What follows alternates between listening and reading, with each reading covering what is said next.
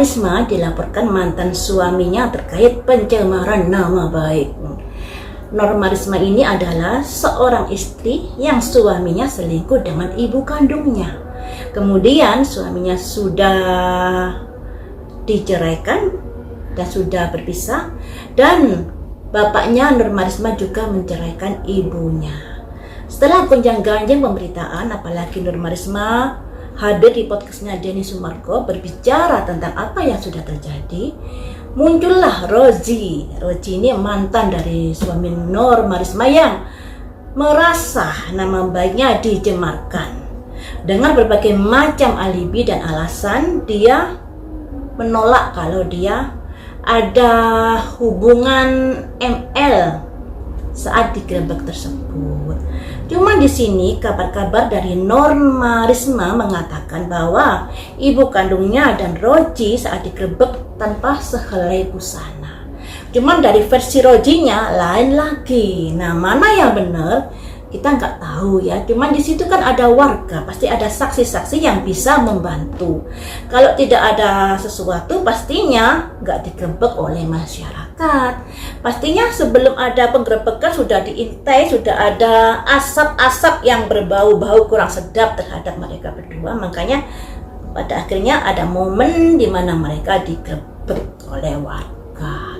Nah, yang ingin saya prediksi di sini, mampukah Roji menyeret Norma Risma terkait kasus ini? Karena Roji sudah ada pendampingan pengacara dan ngomongnya begini, dan katanya Roji menikahi Norma Risma dikarenakan ada ada paksaan, konon kabarnya seperti itu. Nah, bukan ada paksaan, tapi terpaksa menikah dengan Norma Risma. Dan Roji ini merasa nyaman dengan ibunya Norma Risma karena diperhatiin, dibawain bekal, bajunya dicuci. Kalau ibunya nggak ada rasa cinta, tentunya nggak sebegitunya ya. Berhubung ada perasaan cinta kepada Roji, ya tentunya ada perhatian lebih ibu Norma Risma kepada Roji. Baiklah, mari kita ungkap apakah Roji mampu menyeret Norma Risma ke meja hijau. Apakah Roji mampu menyeret Norma Risma ke meja hijau? Yang namanya pencemaran nama baik itu berarti apa yang dikatakan oleh Norma Risma di podcastnya Denny Sumargo itu tidak benar. Kalau apa yang dikatakan benar, berarti tidak pencemaran nama baik, karena faktanya yang dilakukan seperti itu. Tapi mari kita lihat ya, Roji, apakah kamu mampu menyeret Norma Risma ke meja hijau?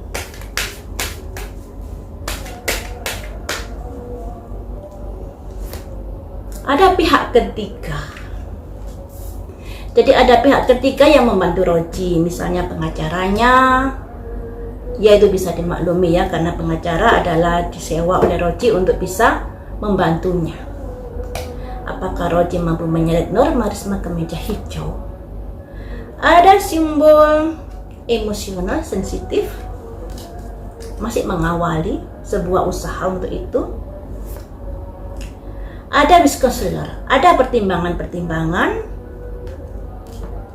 masih ditimbang-timbang di sini sebenarnya. Ada simbol kondisi di mana dia berusaha semaksimal mungkin untuk bisa menyeret Norma Risma ke meja hijau karena sakit hati. Disinilah ada gejolak-gejolak, ada benturan-benturan. Ya, bisa dimaklumi lah karena Roji merasa dia juga sebagai korban. Padahal dia yang ditangkap, padahal dia yang digerebek ya. Tapi di sini Roji merasa sebagai korban, makanya dia melaporkan Norma Risma. Harus ada perjuangan yang luar biasa ketika dia ingin menyeret Norma Risma ke meja hijau. Jadi di sini teman-teman, untuk Roji yang saya tanyakan kan, apakah Roji mampu menyeret Norma Risma ke meja hijau? Ada wisconsiler, ada konsultasi. Tentunya konsultasi ini Roji pada orang-orang yang ngerti hukum, mungkin pada pengacaranya. Dan disinilah dia merasa nama baiknya tercemar, kemudian minta bantuan orang yang ngerti hukum, yang pada akhirnya terjadi adanya gejolak-gejolak yang dia ingin nyeret Nur Marisma dan lain sebagainya. Tapi ketika dia ingin nyeret Nur Marisma ke meja hijau, harus ada harus dilakukan penuh perjuangan, dikarenakan publik sudah mengawal kasusnya ini. Publik pun juga bukan orang-orang yang gampang sekali dipengaruhi dengan cerita-cerita dari Roji, dikarenakan ada dukungan dari masyarakat sekitar juga yang sudah menggerebek. Jadi yang menggerebek ini bukan info dari Nur Marisma, tapi masyarakat sudah mengintai yang pada akhirnya digerebek. Nah, tentunya Roji ini juga harus berhadapan dengan orang-orang yang sudah menggerebeknya saat itu, ya. Jadi harus ada penuh perjuangan. Mampukah perjuangannya nanti menyeret Nur Marisma ke meja hijau?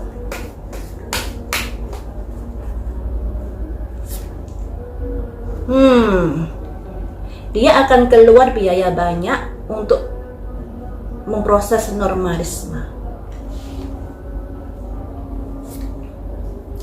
Pada akhirnya unek-uneknya itu yang terpendam,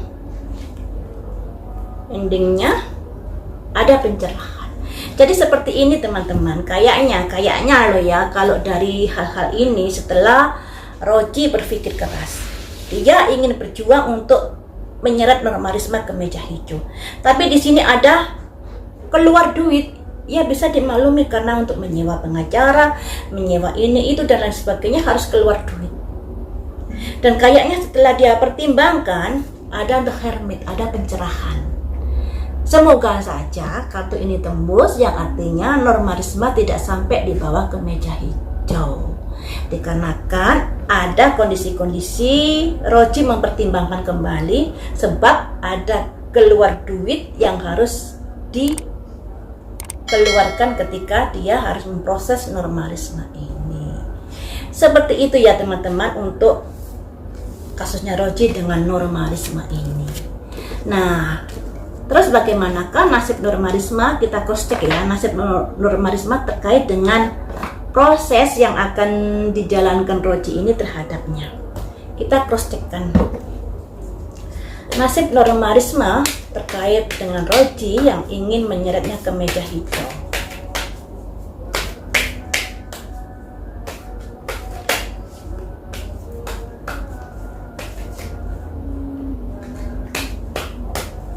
Nasib dari Nur Marisma. Ada seseorang yang menikung dari belakang. Siapa? Roji. Simpelnya ini loh ya, orang menghadap ke depan, kemudian senjatanya diambili dan orang ini berlari, mengambil senjatanya dari belakang, yang artinya orang ini ada niatan-niatan kurang baik tanpa pengetahuan Nur Marisma kala itu. Ada tantangan yang luar biasa, nggak bisa dipungkiri. Dengan adanya Roji yang gembar-gembor ingin menyeret Nur Marisma, ini merupakan hal yang membuat Nur Marisma menghadapi tekanan juga. Tapi di sini pada akhirnya ada kondisi-kondisi perdamaian. Perdamaian ini bisa diartikan di mana mungkin tidak sampai berlanjut ke proses hukum. Ada kerja tim juga, jadi Nur Marisma ini juga dibantu oleh orang-orang yang mensupportnya, yang akan membantunya untuk menghadapi gejolak-gejolak yang sudah dilakukan Roji terhadapnya. Ada intuisi, ada dengarkan suara hati, ada keengganan untuk berkomunikasi dengan Roji yang memang ya enggan lah sudah dibegitukan. Ada roda berputar, yang artinya seperti ini.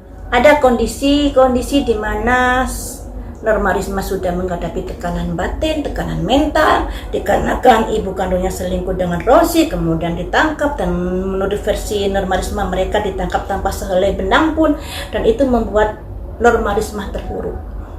Makanya di sini sudah terpuruk, mantan suaminya si Roji mau melaporkan dia terkait pencemaran nama baik. Dan ini merupakan benturan tantangan kembali yang dirasakan Norma Risma. Norma Risma juga ada bantuan-bantuan dari orang-orang yang membantunya untuk proses hukum. Jadi ada support dengan orang-orang yang sudah berempati kepada Norma Risma. Di sini juga akan ada roda berputar. Yang namanya nasib itu berputar. Saat ini Norma Risma menghadapi keterpurukan. Suatu saat nanti akan ada di mana Norma Risma bisa di kehidupannya lebih baik lagi. Jadi kalau saya artikan dari kartu-kartu ini, kayaknya nanti tidak sampai ke meja hijau. Ataupun kalaupun sampai ke meja hijau, bisa dikatakan Norma Risma ada bantuan dari orang-orang yang yang mempunyai wawasan pandangan tentang hukum. Jadi di sini Norma Risma akan dibantu orang, akan kerja tim dengan orang yang akan membantunya untuk menghadapi si Roji ini. Di sini ada roda berputar. Kalau saat ini Norma Risma ini menghadapi tekanan kejiwaan, sudah diperlakukan seperti itu, kemudian dihantam lagi dengan akan dilaporkan. Nah, ibaratnya saat ini Norma Risma ada di bawah rodanya. Kehidupan yang kurang beruntung yang dihadapinya. Setelah ada kehidupan di bawah, tentunya setelah berusaha, akan ada kehidupan yang ke samping dan yang ke atas. Jadi bisa diartikan akan ada perubahan hidup yang akan dialami Norma Risma terkait dengan permasalahannya. Jadi Norma Risma akan ada keberuntungan. Seperti itu teman-teman. Semoga si Roji membatalkan pelaporannya ya. Kasihan juga Norma Risma. Tapi Norma Risma nanti akan dibantu oleh orang-orang yang berkompeten di hukum. Orang-orang yang berempati kepada Norma Risma. Sampai di sini dulu kawan. Lain waktu kita sambung lagi dengan prediksi yang lain.